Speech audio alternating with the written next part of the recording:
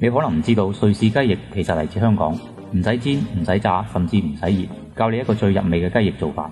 雞翼一般係冰鮮嘅，先凍水落鑊，稀水去腥，按平幕嘅份量，先大火10分鐘燒一個滷水，然後撈出料頭，再按平幕嘅份量調一個滷水汁。如果覺得水唔夠浸過雞翼，可以加啲水。瑞士汁就係咁簡單，唔使刻意去買現成嘅，放入雞翼，小火慢熬20分鐘，汁面稍微有啲起泡嘅狀態就啱啦，唔使冚蓋，咁樣雞翼就會更加嫩滑。過程中可以不斷幫雞翼翻面，上色入味都會更加均勻。最後5分鐘嘅時候再加少少糖，湯汁就會更加粘稠亮麗。